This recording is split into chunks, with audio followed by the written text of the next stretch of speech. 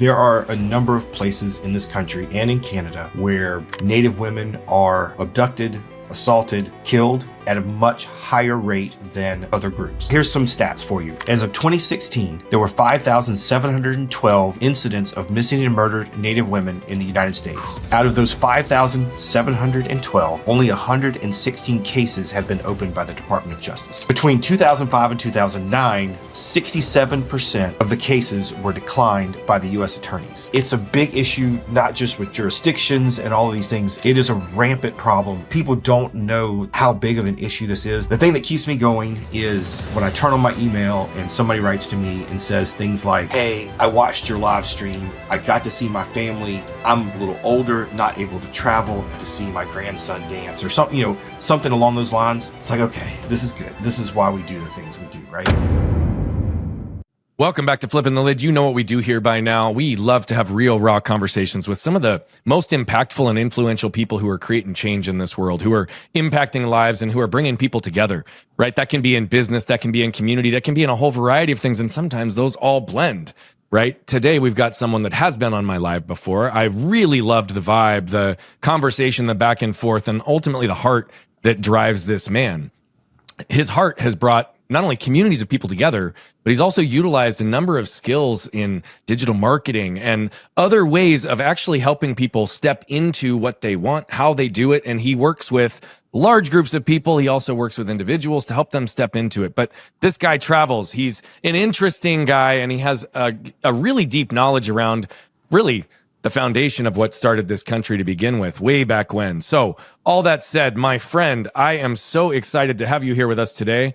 And oh my gosh, my whole screen just changed on me. Dude, Paul, thank you for the distraction, and everybody who is listening and that little mix up. We've got Paul Gowder here, and he is the founder and runs Powwows, and we're going to get deep into that here in just a minute. But Paul, how are you today, my friend? I'm doing great. It's a good week. I was at a conference this weekend, so coming back recharged, a little tired, but recharged, and I love going down there and getting challenged. I got all my to-do lists, so I'm ready for a good week. Man, I love that. The only question I ask everybody on this show is pretty much right after I give the intro, right? I think you're an amazing human being. I got to know you a little bit more in our other conversation, but who are you in your words? I appreciate that. So my name is Paul Gowder. I'm from Lexington, South Carolina, and I always tell people I don't like to define myself by what I do or what I have done. So I always tell people first, I'm a father, I'm a husband. We are a family that travels and we love to get out there. We're a Disney family, so we do travel to Disney a lot, but we travel other places as well. So that's kind of, that's our priority. I also love photography. You can see behind me, I love the Star Wars stuff and all of that. And I'm a very avid disc golfer. So I do all that. And then on that thing that we have to do to pay for all the things we love, I am the founder of powwows.com. I started that way back in 1986. In the meantime, I also worked full-time for the state of South Carolina for 25 plus years until I was able to retire. So that was kind of my career path there. And now I am working full-time with Powwows and some of the other little other side ventures. I love getting into little other things and having as many fingers out there as I can. Yeah, I really appreciate the distinction. That's why I asked the question, to tell us who you are, rather what you do.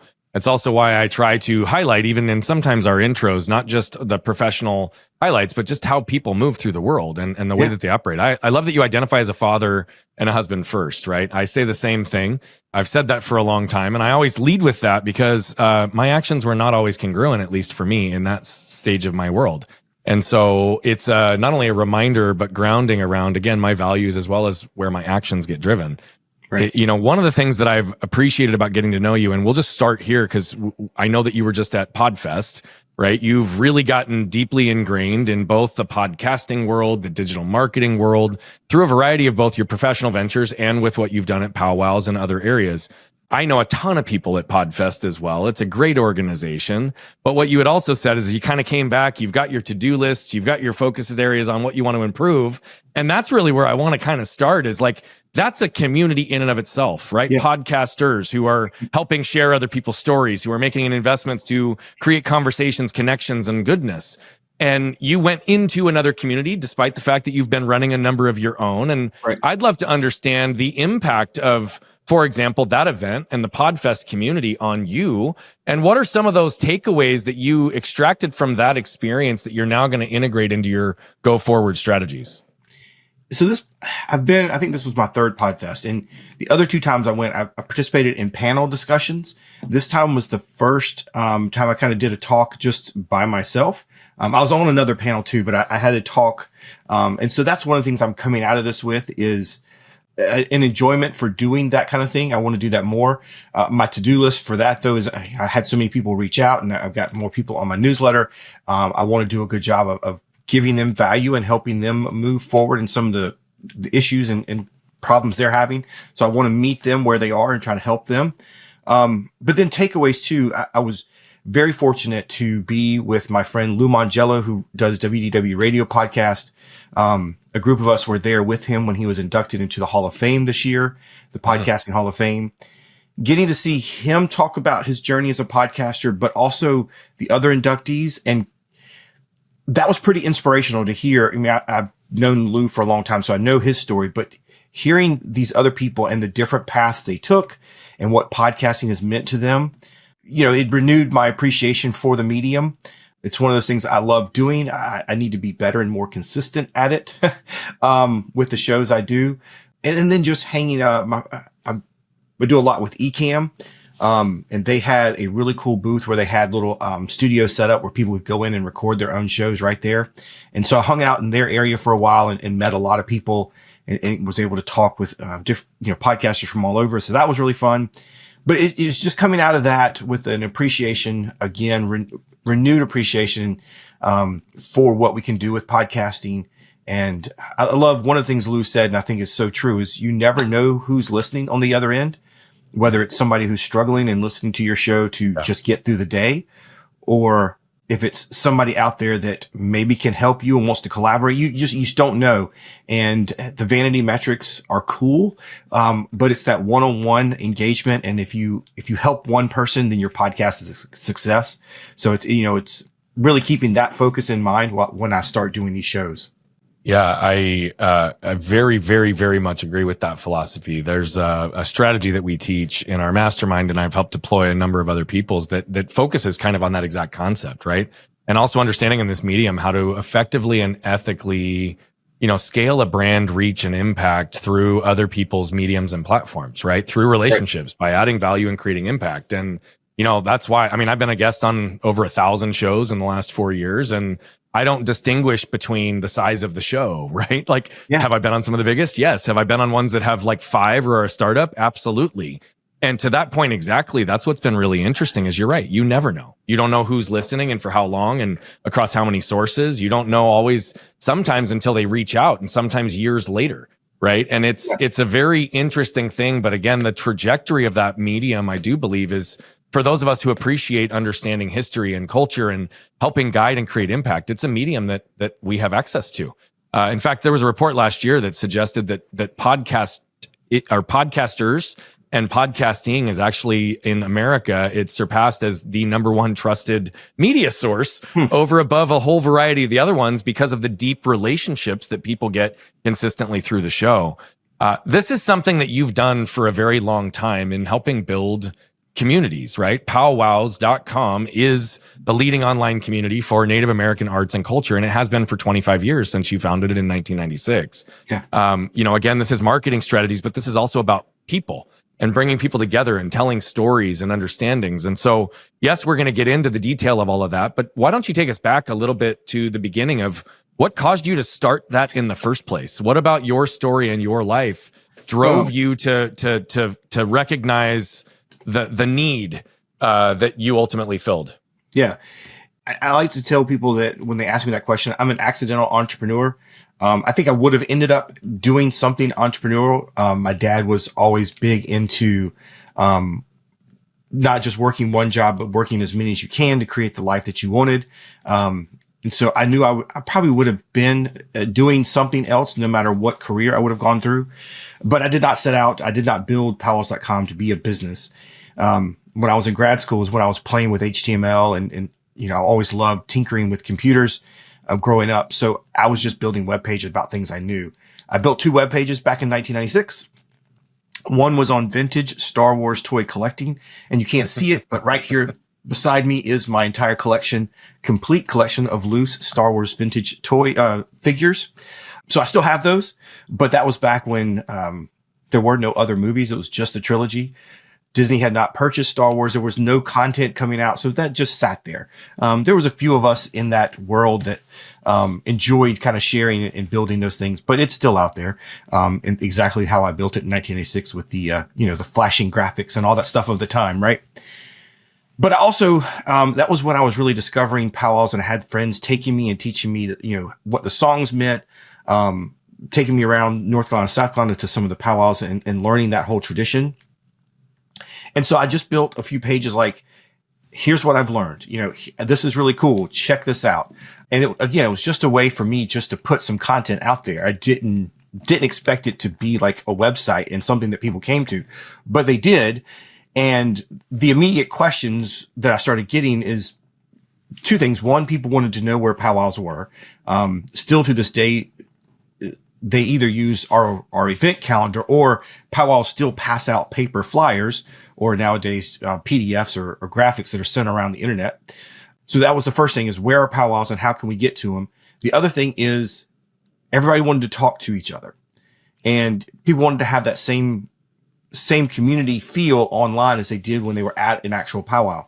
So again, me liking to tinker and figure out things, I found some software out there that let me build a forum. And that's kind of where we started. It was mostly people in North Carolina, South Carolina, Virginia to start, but it quickly spread and it kept growing. I kept having to scale it.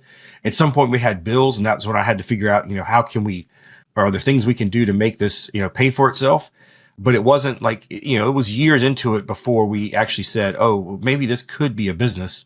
We were several years in before we even formed it into an LLC. And that was my wife, a girlfriend at the time. I think we were married at that point. Anyways, I started a dating site for powwow people. And she's like, hey, okay, if we're going to get into dating, you're going to actually put people together. We got to get this out of our personal bank account. We need an LLC. We need to separate some things. And that's why we started the LLC. It wasn't like, okay, let's start a business. It was, if we're going to do this, we probably need to be a little more formal. So, it was a slow transition but it was the community aspect. And that's kind of always been how powwows.com continued to grow and has continued around. We've moved from forums to Facebook to now kind of the heart of our community is our newsletter. But it's the community and the people coming to it that's really made it a success over all this time. Yeah, I think that's often the case. I mean, I think communities end up drawing like people and like energy, and then there's a culmination and an exponentiality to the path, and all of a sudden 25 years later you've got this big community. If you look at, again, I understand all the gaps that you were starting to close. Maybe give a little bit of insight into, you've clearly outlined Star Wars being a major interest for you, right? What continues to be like your connection and your focus around wanting to bring folks together around powwows and the Native American arts and culture? Like, what is that connection for you? Why is it important for you to build those communities outside of just being a resource for them, right? There's clearly a deeper reason that even though you were just playing around with HTML, that was one of the first places you started, right? And clearly it's continued. So maybe give some insights into, again, your life, your story that shaped the drive or the focus even down the powwow path.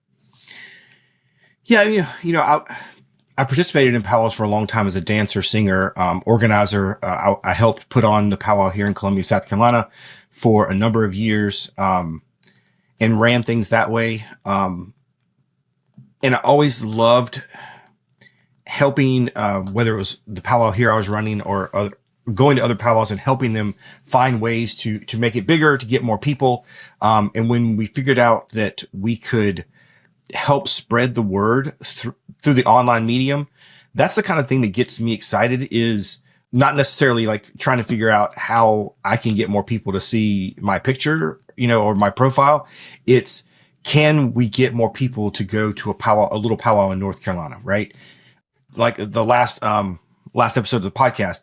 Can we take this lady who's doing beadwork in her house and posting on Instagram? Can we shine a spotlight on her and get more people to see what she's doing? So that's the thing that I love, is finding things that interest me and then showing other people. That gets me really excited. That's what keeps me going. Is, and we switched over to doing live streaming in 2004 as one of our main ways of sharing that. But that's the thing that keeps me going, right? That's, I wish I could still dance at powwows and still do all that stuff. I miss being a part of it in that way. But I do absolutely love being behind the camera and telling those stories and shining that spotlight. That's really fun for me. Yeah, I mean, it clearly is a connection and a drive to help other people. And again, that goes back to the whole concept of tribes, of communities, of people coming together. Yeah. I think many people have heard the term powwow, right? You've described a variety of things that take place at a powwow, right? But maybe bring us in a little bit deeper, right? What is the significance of the powwow? What does it represent for the Native American people or the individual tribes or the individuals who are participating in it? What does it honor truly around history and culture that is also capturing and connecting people in today? Yeah, at its basic form, powwows are just celebrations, and they happen for a variety of reasons. They can happen. Some tribes have just annual homecoming, so it's a way to welcome everybody back to the traditional, their tribal grounds. There are people that host powwows, a one-time powwow for high school graduation or a marriage. There are some that, like up in the Northeast, they may have the Green Corn Festival and kind of the celebration of the harvest and things like that. There are a variety of reasons why they have them, but they are just celebrations. They're down here in the South. We have a festival for about anything you can think of. We have the Chitlin Strut and the Irish Festival, all those kind of things. It's similar, but cultural. So, but it is, it's like a festival though. It's the dancing, singing. You'll also have the arts and crafts, the vendors. You'll have food. And you just have that everybody come together kind of communal feel. And many powwows that most people watching now, if they head to a powwow, they're probably going to go to a competition powwow. That's what most of them are nowadays. So you'll see the dancers, they'll be competing for prize money in their different categories. So, that's kind of where they've evolved to now. But yeah, it's a complete immersive experience into Native culture.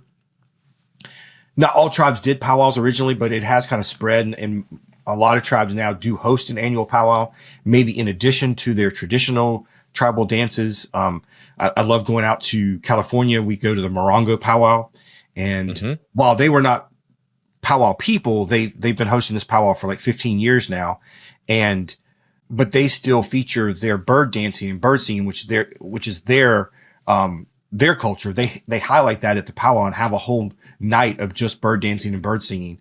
So that's really cool, is that they're still mixing in their culture. And you can go, we went to the Choctaw powwow for the first time, last year out in Durant, Oklahoma, and they had the stomp dance and some of their, traditional dances still at the powwow. So it's one of those things, you'll see it all over the country, and it may be slightly different. They may have a little bit of their own regional cultural part of it. But it's open to the public. I want to make, if people are listening, these are open to the public. You can go and watch and be a spectator, eat the food, shop and buy all the stuff. It's really fun. I encourage, there's one near you if you live in the United States. In most areas in Canada, there's before COVID, we were listing 1,200 a year on our calendar. So they're really exciting, and they're all over. Everybody should get to one at least once. Yeah, I agree. I've been exposed to a variety of different elements around powwows. I have actually yet to participate in one start to finish, but I need to, and I'm going to. And I have access to a variety of them just in our local area, because being in Arizona, we have obviously a pretty rich history of Native American culture as well. Now, that said, you talk a lot about becoming an accidental entrepreneur. Right. And you even gave the initial entry into what that looked like in both the websites, as well as your wife being like, all right, let's separate like our funds here and really focus on what's paying attention. You also highlighted that you worked for 25 years with the local government in a variety of different components. Right. And so what I want to understand is, There are a lot of people who are full-blown entrepreneurs and they call themselves serial entrepreneurs. There's a lot of people who have a side hustle or a passion project and a core type job. There's others that have a mixture of all of the above. And you talked about the history and the belief coming from your dad, suggesting like, hey, work as many or as multiple different areas as you need to build the life that you want. So Right. give us a little bit of that reality over these last 25 years, right? As you've worked in a variety of different areas, had a full-time job, a family, side hustle with, right? that has become really a full-time thing as well. Now there's challenges, there's stumbling blocks, there's hurdles that we have to overcome. There's integration and alignment that we have to pay attention to. There's a lot that happens. Give us a little bit of a feel for some of the highlights through your journey and maybe some of the areas that you had challenges, whether it was expected or unexpected. Yeah.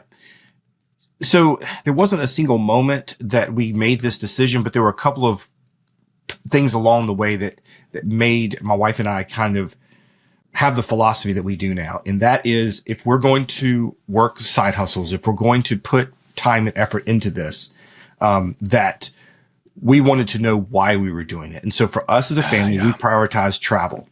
For many Christmases, my wife and I don't really give each other much. We give, an experience or a cruise or, a trip. And we started doing that for our daughter too. So instead of, giving her nothing but presents, we would give her a trip and we would give, hey, we're going to go do this. So that was our thing. We wanted to prioritize travel experiences. And that's why we worked these crazy things. There were, I remember, my wife is an accountant, which is why she, made suggestions like we have to form an LLC. And, she got a big promotion and was managing the payroll for an organization of like 4,000 people. And she was the director of that. And it was a great job. But it was right after our daughter was born. And so there was a couple of years there where she was working 80 hours a week and she wasn't able to be here and she wasn't, she was missing out on things. And that was one of those times where we're like, okay, so this isn't the direction we want to go. And so she changed jobs and, took a pay cut, but found a place where she could be a little more flexible.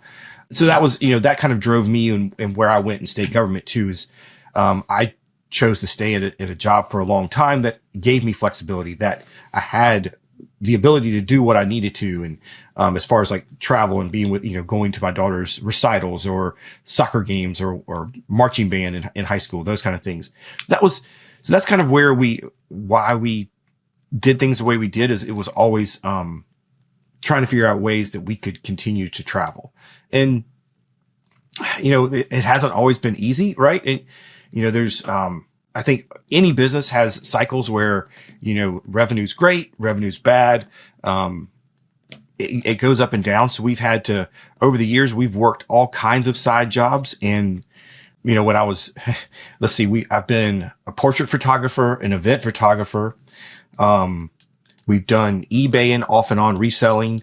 What else have we done? I'm trying to think, but yeah, we had all kinds of, along the way, we've added little things here or there that we could, help us pay the bills and help us keep us on the road and keep us traveling. But yeah, that's kind of been our philosophy. And still, we just got back from Podfest. We're going on our next trip, Friday. And then we get back from that. And 4 days later, we're going to a powwow in North Carolina. So, travel continues to be kind of where our priorities are.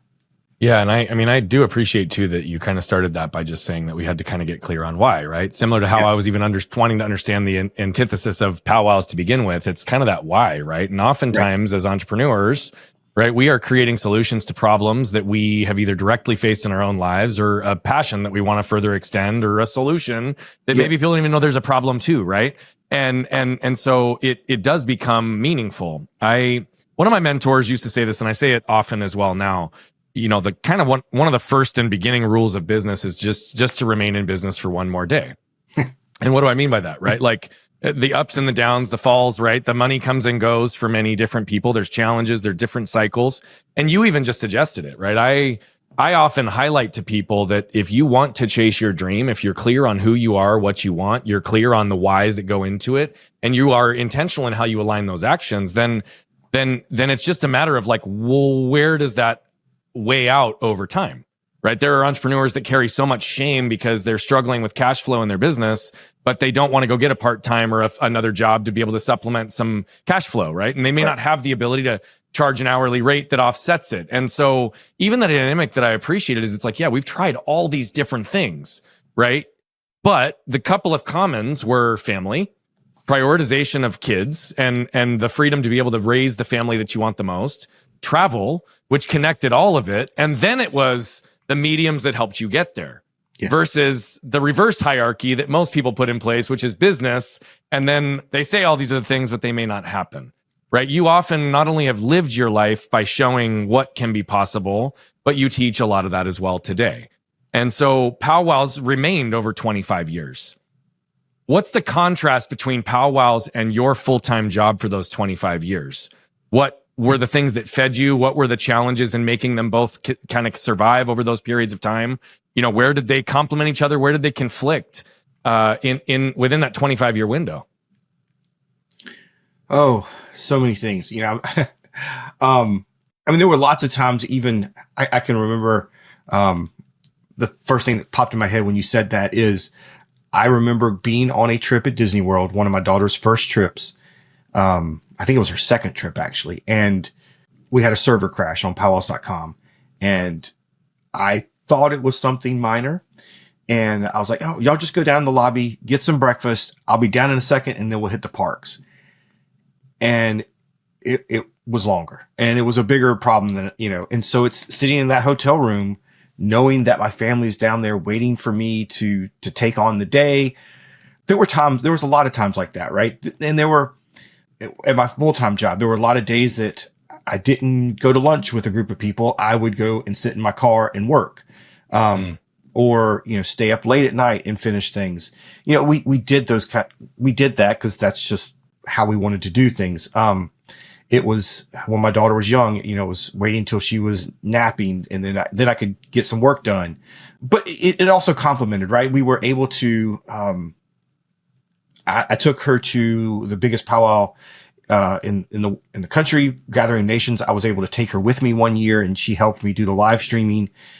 She's been to lots of other powwows, but being able to take her out to Albuquerque and show her that, and show her, you know, like what it is, the big one. That was really fun. Last year, my wife and I were able to kind of combine a powwow trip into a little bit of personal and then extend it to do a little bit more, of the powwow stuff. And we were gone for like 2 weeks. So, you know, those kind of things are awesome. That was really fun. But again, in contrast, in state government, there was a time at which I didn't have a very flexible time. And, I was out of annual leave because I was going to so many powwows and, they let me, fortunately, again, it was nice to have that flexibility, but literally powwows, I was taking, leave without pay. So I wouldn't get paid for the time I was away, my full-time job. So that, you know, I would lose those 4 or 5 days or a week of salary, but they would let me go, because I was out of annual leave. So, you know, it was things like that. But it worked out and we kept going. We kept, you know, putting in the time and, yeah, there were times when things weren't working and there was times when things did work. But again, it's that the thing that keeps me going is, when I turn on my email and somebody writes to me and says things like, hey, I watched your live stream. I got to see my family. I'm, you know, a little older, not able to travel. And I got to see my grandson dance or something, you know, something along those lines. It's like, okay, this is good. This is why we do the things we do. Right. Yeah. Yeah. You know, I am a big believer in travel as well. And I'm a big believer in exposing ourselves to a variety of different situations like powwows and cultural different elements because they give us perspective. Yeah. Right. I believe that perspective always points us towards what's important. I was privileged as a little kid. I got to live in multiple different countries before the age of 7. Right. And though those are not deeply ingrained memories because of my age, I also have enough perspective in understanding the differences from an early developmental stage. And you've provided that both for yourself in looking for perspective and creating it for others. You know, you've talked a lot about travel and not all of it's connected to powwows, right? Yeah. I know you talked a lot about Disney. And one of the things that I find really fascinating, by the way, and these numbers, I hope they're still accurate, but you had said that you've been on 23 Disney cruises, 50 plus Disney World trips. And your daughter also now works at Disney. So there's a significant driver and connector to Disney. And so I want to sit there for just a second before I ask a broader question. But, to expose your family and your daughter to all these things, and the fact that she now works at Disney is a pretty cool full circle connection as well. Yeah, it's and I've known other people who've made this a tradition in their lives and prioritized it. But talk a little bit about the perspectives that you were able to glean through just specifically all of the exposure in the Disney experiences, and how you believe that alongside powwows shaped your daughter's path in what she's doing today. Yeah. Disney has been a big thing. So I have always been a fan of theme parks. I love attractions and immersive experiences. Early on in our marriage, before we even did Disney, my wife and we would go to theme parks. She's not a roller coaster person. And so we had several trips.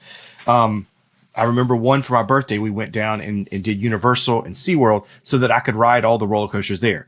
She would literally sit on a bench while I would ride roller coasters. So her experience at a theme park was sitting on a bench while mine was, having these thrills. For the Disney fans out there who know the story, but the reason Walt built Disneyland is because he was sitting on a bench watching kids ride a carousel and thought, why aren't we doing this together? And so for us, even that first trip that we took our daughter, it's that we as a family can do everything there together. We can, especially in the early days of cruising, you can't do this now, but we could put our phones away and it was just the three of us, right? Same thing when we walk into a park, you kind of let it all go away. You're immersed in that land, in those stories. And it's just us. And that was really, and again, that was while we were going through all of this and she was growing up. When we got back to the room, it wasn't as immersive because I would get on the computer and work, right? But those were times that we knew we were dedicated, that this was what we're doing. So those trips were awesome. And we've been able to, we talked about all these things, side hustles, whatever. So one of the little side hustles we've built is my wife's a travel planner specializing in Disney and cruises. And that allows us to get some discounts and some specials. And she won a free Virgin cruise today. So we're pretty excited about that, cool. to try our first Virgin cruise. So that's helped us travel more.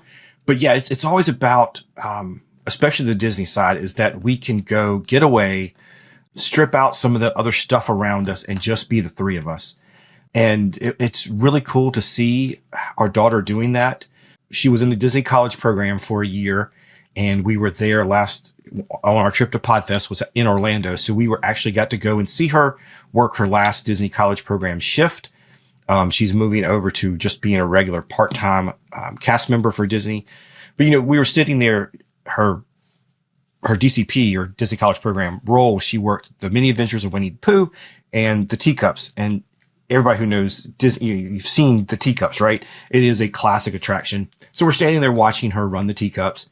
It was a cool, proud parent moment because it takes 3 cast members to run that attraction most days.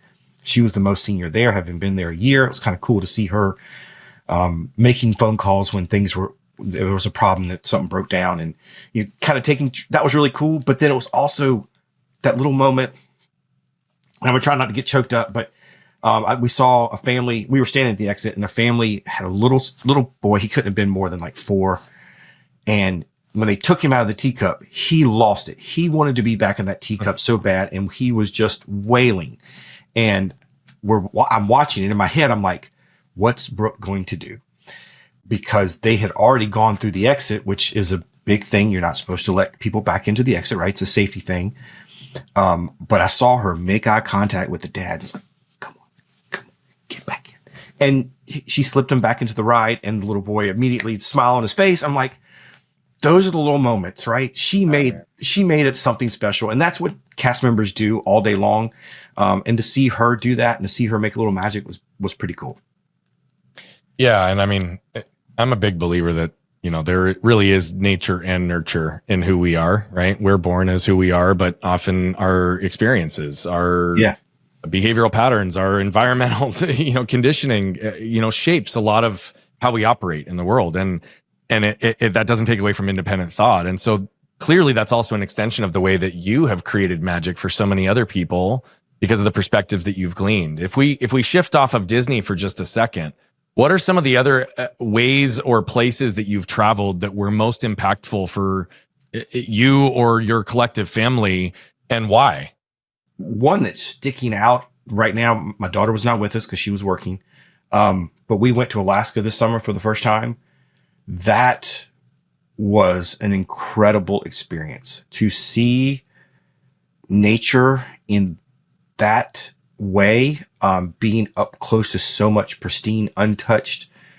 That was amazing. Getting to go up on a smaller boat, up, not up to, but close to a glacier. We went in Ketchikan. We had a Tlingit elder take my wife and I, just the two of us, on a tour. She took us in the woods, fed us berries and picked out food out of the woods. And that was an incredible experience. And we have to go back.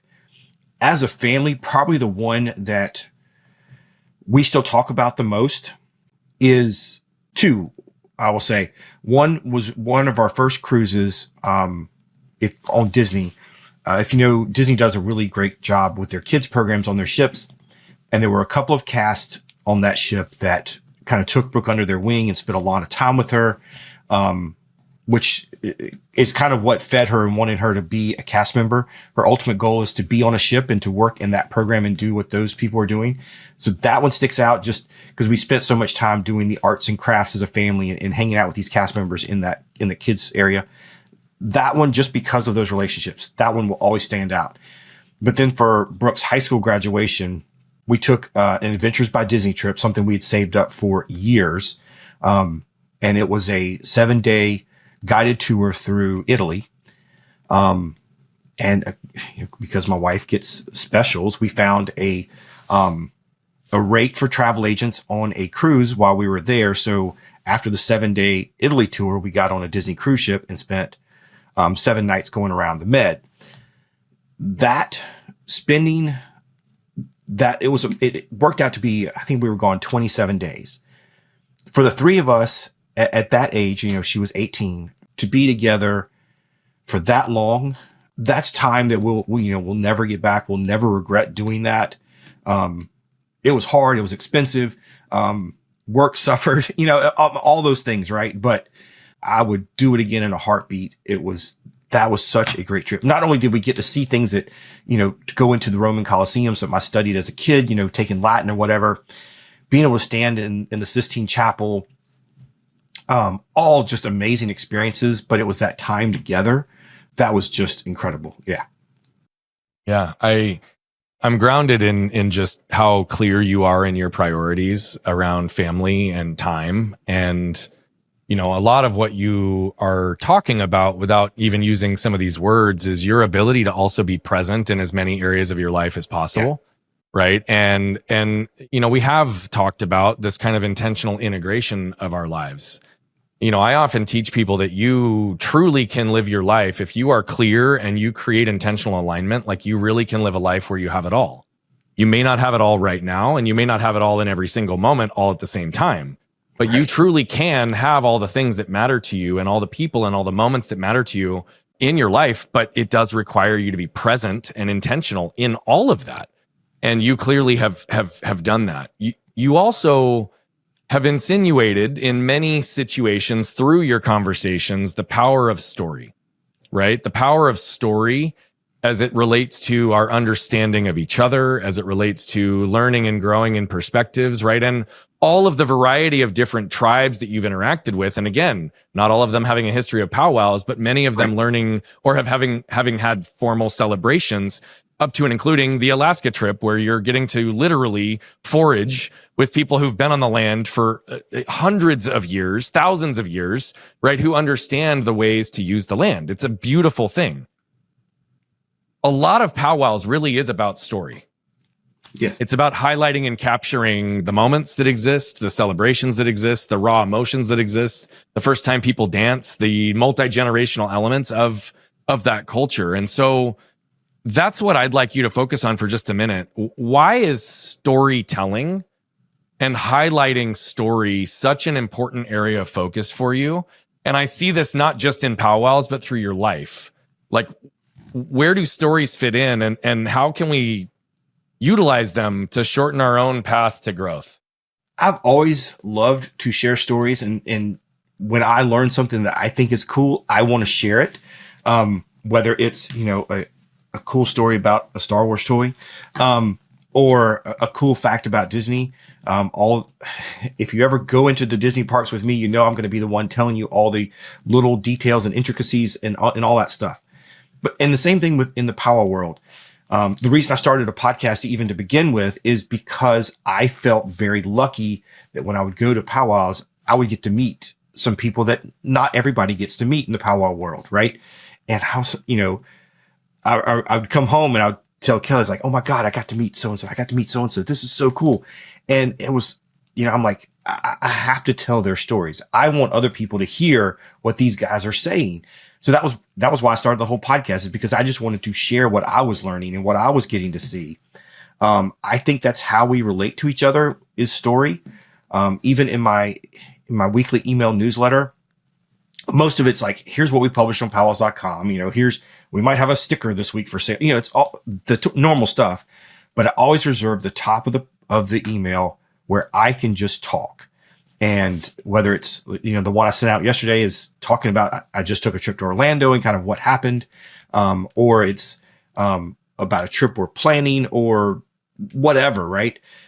I think that's the human part of it, is that's how we're going to relate to each other. That's how we build community, is by sharing stories and feeling that common bond. I love listening to stories. Like I said, like the Podcast Hall of Fame, and hearing those people there, their struggles and kind of what they went through. I felt a part of what their journey, right? And some of these guys I'd never heard of before, but I felt invested in what they had accomplished. So I love storytelling. I think it is something that more people need to do, especially in the digital marketing space. There's so many people that are just shouting at their followers, buy my book, or, whatever it is. Right. And I think people are missing that human element in so many times. Right. I couldn't agree with you more. I feel like so much of our world right now is missing that human component, right? The understanding the combined human experience that we all have. And I mean that regardless of lineage, history, culture, all of it. There are things that we all experience as humans, right? Their feelings, their thoughts, their impact, they're being overlooked, they're being compressed. It's power, control, scarcity, all these dynamics, right? You are somebody that has been very ingrained in documenting and capturing moments in the Native American arts and culture for over 25 years. Some would suggest, right? And I don't want you to, I'm not asking you to speak for all Native Americans in any capacity when I say this, because I also understand the intricacies of all the differences within tribes. However, you also have been exposed to a number of them. You've seen a lot of patterns, and many would suggest that you are an expert in that space. And so there's a lot of misinformation and a lot of stories that have been skewed over time. But there's also still a lot that's happening and impacting the Native American cultures, at least in different respects across the country, right? There are diabetes epidemics that are taking place within lands. There's lack of resources. There's a variety of structural and systematic things that over the last 250 years, right, have changed the trajectory of Native Americans. I'm not asking you to capture the whole history, but could you give us maybe a current state as to maybe some of the bigger challenges that you see facing Native American culture and history today, and the people that live still within those communities? Oh, there are so many struggles going on right now. As somebody who lives in South Carolina, one of the things that I see as a biggest struggle is an understanding of the average American, to know that Native people are still here. Their culture is still evolving, still happening, that Native people are not still in the 1800s or Westerns that you see on TV, and that not all of the tribes are the same. I think there are so many people that do kind of put blankets out there, whether it's good or bad. So I think that's one of the first things that I want to do is to highlight those differences and show that Native culture is still here. But then there's some really amazing things happening right now. The last 2 years, 3 years, seeing the renaissance of Native stories in the mainstream with Reservation Dogs, Killers of the Flower Moon, Yellowstone even had some well done parts of it.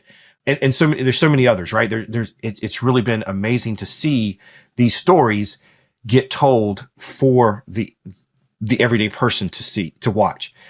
The thing I am excited about that is, one, I think it is tearing down some stereotypes and helping share out what's really happening. But I also think, and some of the people I've been interviewing lately for my show is I always want to point this out, is that our Native youth, they can now see there are paths that they may not have thought were open to them. There are, not just in acting and movies, but there's sports figures now that they can follow after. There's activists, and there's all these other career fields. We interviewed somebody who had a really successful makeup line and got picked up by Sephora. That's probably a path that a young Native girl never thought she had the ability to do. And somebody, I hope, sees that story and takes off and follows their dream. So I love that kind of thing that's happening as these things get shared. But now I don't remember the exact quote, but Jacques Cousteau said, people love the things they understand. And his job was to help educate people, to help grow that understanding, because then they'll protect the things they love. And so that's what I want to do with powwows.com is there are things that need attention. There are things that need protecting. There are things that need support. And if I can help bridge that gap by educating people and then causing them to feel some kind of connection with it, they'll protect it and they'll understand it. And so that's why I'm excited about where we are right now, but I'm hoping there's still a long way to go. Yeah. I mean, as you talk about that, the biases, the labels, the misunderstanding, right? We could suggest that exists in many areas of life, and in particular for many what I would call marginalized groups, as it results to just how society has been shaped. And what I always see and come back to is that there's a big difference between intentionally malicious behavior towards groups and naivety, right? And unfortunately, naivety is almost more dangerous in a lot of ways. Because at least the intentional and malicious you can see coming, you can anticipate for, we can create some protections around, but it's the naivety that has this ripple effect of impact. And so you're obviously doing this for a whole variety of reasons to bring awareness and understanding into more mainstream, which I would suggest that this show is the exact same purpose, just more holistic in its focus, right? This is to normalize conversations that need to be had to allow people the perspectives to understand both journeys, but also different people's experiences. If you were to identify two things that you most would want the mainstream to understand and have access and knowledge around that would support the quote you just gave, right? That would lead to love or understanding or just inquiry. What would you say are the top two initiatives or the top two things right now that you'd like to shine a light of focus on? Oh, gosh. That is putting me on the spot here. So the first one that comes to mind when you say that more people need to be aware is the missing and murdered Indigenous women crisis. Say that one more time, though I didn't hear every word, and I want to make sure I hear it very specifically. The missing and murdered Indigenous women crisis. Missing and murdered Indigenous women crisis. Okay, yes. Thank you. Please expand. there are a number of places in this country and in Canada where, because of legal reasons, because of lack of legal reasons, Native women are abducted, assaulted, killed at a much higher rate than other groups. And I don't think that has gotten as mainstream as it needs to be. There are some serious problems that need to be addressed. I'm not an expert on all the causes of that, but I'm not asking you to speak on every detail. I do encourage people to go look and learn more about that. I was in a city one time, and the powwow people I was with, they told me, it's like, if you're with Native women, don't go outside at night. It's not safe for them. And it was crazy for me to think, like, what? That's it was just a fact. It wasn't, to them, it was just everyday life. No, don't do that. So that's one. Two is, I so desperately want more people to see our Native artists. We do so much to try to highlight. There's so many people doing cool work, whether it's with music, with art, with beadwork. Go on Etsy and just look at some of the people that are creating some of the art that's being sold there. Go look at a company like Eighth Generation, who is working with artists to produce their work into blankets and prints and jewelry. There are some amazing stories from these people, and they are doing some crazy stuff with their art that is just, and that's, I want people to see that. And I say all that to also make sure I say that, the art they're putting out is made for everyone. So this isn't ceremonial stuff. This isn't stuff that the average person can't wear. So please go support these Native artists. Go buy their necklaces and their jewelry and their blankets. It is for everybody. And you'll learn a lot about different tribes, different peoples, through this art. It's pretty amazing stuff that they're doing. Yeah. I want to say thank you in particular for calling attention to the very first one. I want to be clear with the caveat, both to you and to the people listening to this. I want to reinforce and support, and I don't want to redirect any of this with my comment. And I'm saying that very intentionally, because the nature of what you suggested is scary. It needs to be focused on. We need to raise awareness and create protections so that these women don't need to be worried. The reason I paused there is, I literally just last week, and I haven't released this publicly. I'm not even sure if I'm going to yet. But I just wrote an article last week, and it was for my daughter, and it was for a lot of the women that I have experienced. And it was ultimately, what do we want? What do we want for our daughters, and what are we really giving them? And what I want to highlight just for 1 second, without overwhelming and ultimately coming back to your point, there is a large percentage of challenges that still face women in this country today, with a particular greater highlight around Native American women and women in more marginalized or lower socioeconomic classes in certain categories, with a huge degree of areas where there is lack of safety and lack of protections. I say this passionately out of you, because as a father of a daughter, and I know you being one as well, that as a general topic is one of concern. That said, the specific nature to Native women and the prevalence of it happening within that culture is something that I truly had not found specific stats on in all of the work I had done in researching this, which goes to your point. It's not getting the attention that it needs and deserves to protect these women. And so though I don't have the world's largest show, I do have people who listen and who care about humanity, and who want to challenge things. And so I'm grateful that of all the issues that there could be, you focused on one that really impacts a category of people, women, that we both care about. It just is even further segmented down in the population for Native American and Native women. So thank you for highlighting that. And if I can take it, please jump in, please. I had to pull it up because I want, so people that understand what we're talking about here. Here's some stats for you. As of 2016, there were 5,712 incidents of missing and murdered Native women in the United States. Out of those 5,712, only 116 cases have been opened by the Department of Justice. Oh my goodness. Between 2005 and 2009, 67% of the cases were declined by the U.S. attorneys.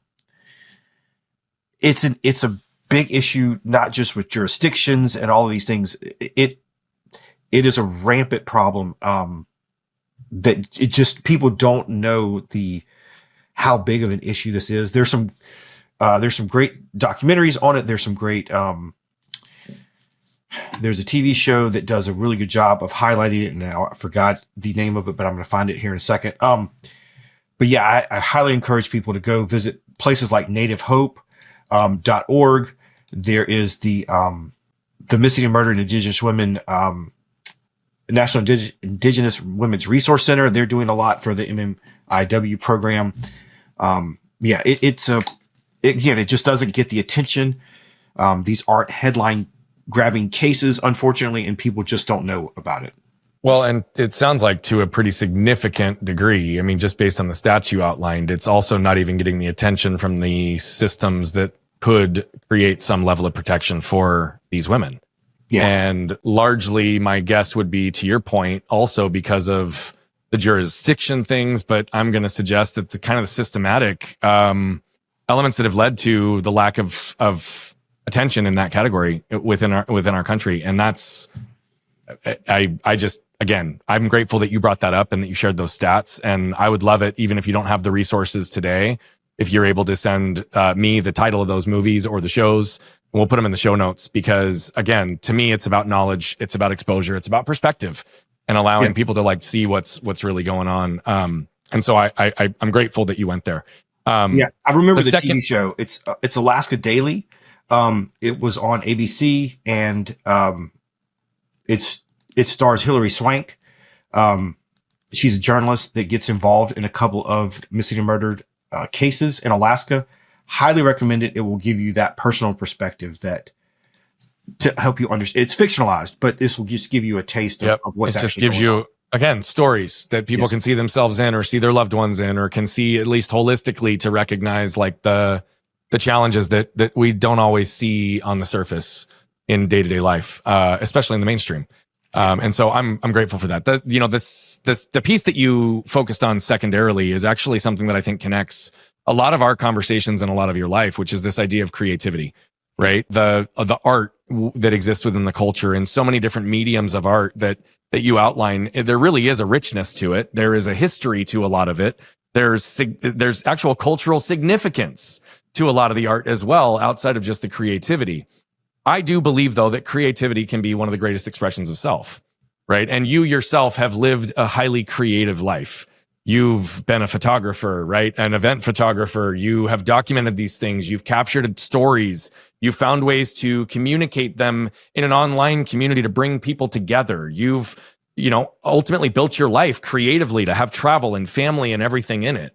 And today, right, in addition to what you're doing with powwows, you're also coaching people to help them understand how to build lives and businesses that support the lives they want to live, and how to get creative in doing so, right? But that creativity often doesn't exist without clarity.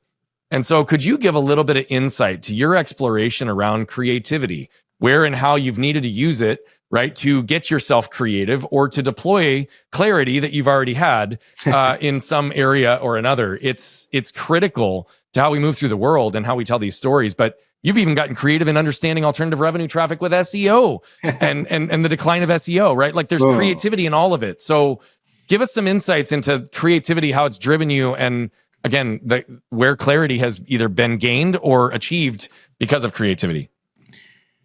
I tell myself a lot that I don't think of myself all the time as a creative person, because I think when we think creativity and we think of somebody being creative, it's drawing or music or some of these outward things that are what we perceive as actual creativity, right?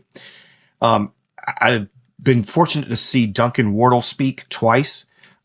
He was the chief imagination officer for Walt Disney World. And if you don't think you're a creative person, sit through one of his things, and some of his presentations are on YouTube. And you will understand that you are a creative person. You just have barriers up. For me, my creativity is in, I like to tinker with the things online. That's what I've always done. If I can figure out ways to make software do this and come together and find a solution for somebody, or, create a new feature that people are going to use. I love doing that. And then getting somebody to write me back and say, oh my God, what you just did was really cool. That's the stuff that I don't always think of myself as creative, but that is my creative outlet. That's, digging into these little programs, and now I'm doing it with email and figuring out ways to create email automations and to be able to tell stories and take people through these journeys. All of that is exciting to me. I love doing those things and helping people understand that how they can do it too. And seeing light bulbs turn off. That's as far as like the coaching moment, that's the thing that, keeps me going there is, when people do have that aha moment. This weekend when I spoke at Podfest and I started taking questions, and you could see and hear in the questions they were asking that like something did click in their mind, and they're like, okay, I get this. And now I want to take it and do this with it. And it's like, yes, that, they took something from there. It was really exciting for me too. One of my wins of the weekend, somebody I look up to in the email marketing world, Liz Wilcox. I'm not sure if everybody knows her. I know Liz well. Yeah. Yes. Do you know her personally? She was in the back of the room. And, after the talk was over, she came up and was like, you said this and this and this. She's like, I've got to start doing that. I've got to do a better job with that. Let's talk more. So it was really cool to have somebody like Liz in the room and tell me that she took something from what I said. That's awesome. Liz is awesome, by the way. She's been on both my shows, this one included. She and I spoke on some stages together a few years ago, and we've done some stuff. She's a force, man, and she's really good in how she simplifies stuff. And for those who don't know, she was just on Survivor. Yes. And did very, very, very well, and has a whole lot of cool things that came through that story. Small world connection, man. By the way, I would be honored if Liz Wilcox said she learned something from me around that kind of stuff as well. Crazy, she is very creative. I also identify with the statement. I didn't believe I was a creative person until about 5 years ago. And what I also appreciate is that you brought the Chief Imagination Officer's quote, which is basically saying like, we're all highly creative. It's just we've got barriers in the way. Yes. Right. Like it's also about how we systematically define creativity, right? To your point, it's often through the arts, but look at somebody who's like a logistical expert, right? And they work in a logistics organization and coordinating all of these moving pieces to make things work, right? COOs, CEOs, they're creative. They're creating solutions, right? Like there's different ways in looking at finance and science. And so I think oftentimes it's about starting to broaden those horizons. I'm a big believer too that, creativity really is something that does get blocked. That's why I highlighted, and I'm going down this path.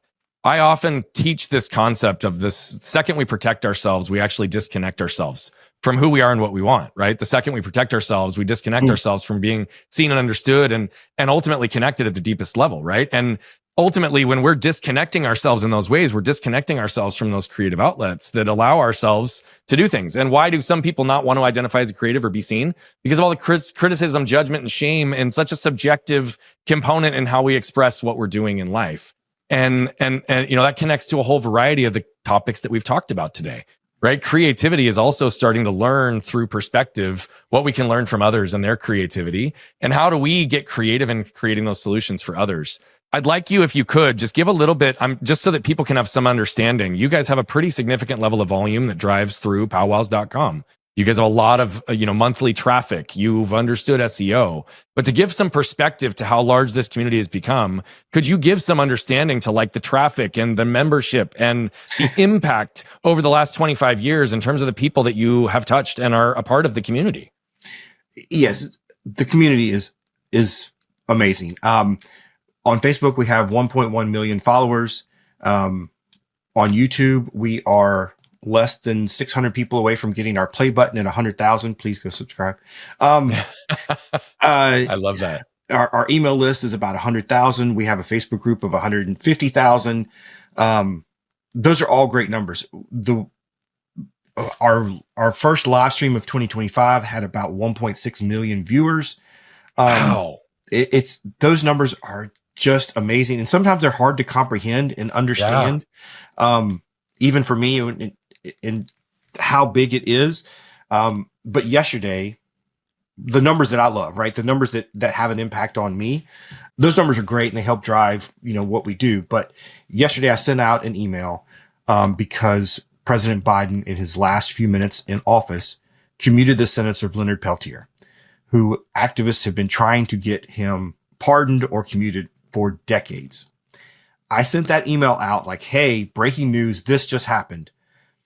I literally spent an hour today responding to over, I don't even know, it's 200 and so. I mean, the emails are still coming in, just hundreds of people writing me back, expressing the excitement and wanting to know more, right? Those are the numbers that matter to me. I absolutely love the one-on-one conversations. Again, having 1.1 million on Facebook helps us do a lot of things. Not saying that's not a good thing, right? But it's, Facebook, we have to play the algorithms and all those weird things, right? Which are changing actively. every second, right? They changed yesterday. It was obvious. Yes, they did. Who knows where we're going? But, it's whether it's posting a message on Facebook or doing a live stream, when I get that reply and I can have that one-on-one conversation, man, that's the gold that really helps make all of this worthwhile. Yeah. I don't always ask this question to everybody, but I'm going to ask a variation of one of my favorite places to explore. And it comes to this area that, we may be blocking stuff, right? Where we may have barriers in our way, right? To the whole concept I said around protecting and disconnecting, right? If you look at your life and your business and where you're at today, right? Where is an area that you are either consciously protecting yourself or you have an unconscious barrier in your way that you're working through or on right now? My friend Lou Mongello has told me over and over again that I have something to say and that I have things that people need to hear. I do not like being in front of the camera. I do not like being the focus. I'm struggling with that as, trying to build a coaching business and all of that. That is something I still have a hard time doing. I like giving talks. And like I said, I like seeing light bulbs going off, but it is uncomfortable for me. So I'm trying to work through those things. In my head, I still see myself as that 20-year-old struggling to figure things out. I don't always see myself as somebody who does have the experience and can tell people valuable information. I struggle with that, right? Imposter syndrome is a real thing for me, and I do struggle with that a lot. I appreciate your vulnerability and going right at that, right? I think shame is extremely prevalent. It's one of the areas I teach a significant amount around, and I often say that shame is the ultimate wolf in sheep's clothing, right? Because it shows up as all these different things. But a small reflection for you, just while we're on the show, just to give you some perspective. One of the things that I love to share with people is that imposters don't get imposter syndrome. So I just want you to reflect on that. That's good. Right? Imposters don't get imposter syndrome, right? It's usually the ones that are real. And so there's something to be said about that. My friend, I appreciate your vulnerability. You are building your coaching businesses. You're helping other people grow and build their coaching businesses. You continue to extend and impact people's lives through powwows and the perspectives that you give them. Is there one closing thought or an idea or a place you'd like to send people? We'll have all your stuff in the show notes, but is there an area that you'd like to kind of direct people's focus right here at the end of our conversation? Community is not a Facebook group. Community is anybody who touches your content, your ecosystem. Treat everybody that way. Have a community first mindset, and your community will come. It doesn't happen overnight. It sometimes takes 25 years, but you have to keep doing it. You have to keep engaging as these one-on-one conversations, and it will happen. But it's not a single thing. It is all over. You can have community in email. Yeah, Paul, I couldn't agree with you more. I'm really grateful for you being with us here today, my friend, and for sharing both your story and elements of other people's stories that really drive your focus and your mission today, my friend. Thank you so much for the time. Yeah. And for those of you that watched Paul jump in and flip his lid, he talked about an accident falling into an area of passion that 25 years had challenges, hurdles, and struggles that allowed him to get clarity. But ultimately, through that, through the dedication and the creativity, both with him and his wife, the honest conversations that needed to take place around priorities and values and how they chose to live their life, they got to travel. They got to have the moments in the presence with their daughter, and they got to ultimately witness the impact of every single choice that they make. They still are driven by this today, and yet I can sit here with someone who has been in the digital marketing space since '96, having built a huge following, who sits here and still says that he himself struggles with imposter syndrome. Guess what? We're all going through the same thing in this universal human experience. What perspectives do you need to seek to point you towards what's important? And everything that you desire in life is possible if you get creative and clear enough to live the life that you want. But it will require you to flip open your lid and scan your can. What you can probably tell by now is that I love telling these stories, but what I love even more is the impact that's coming from them. You see, we're on a mission to impact over 1 billion lives as quickly as possible, but to do that, we need you. See, we believe that moved people move people. And so all I'm asking is if you've resonated, connected with any of the messaging, please consider commenting, sharing, leave a rating and review. Thank you so much for tuning into Flipping the Lid. And if you want more information on the show, how to become a guest, how to recommend a guest, or any of the other details, head over to flippingthelid.com. We'll see you there.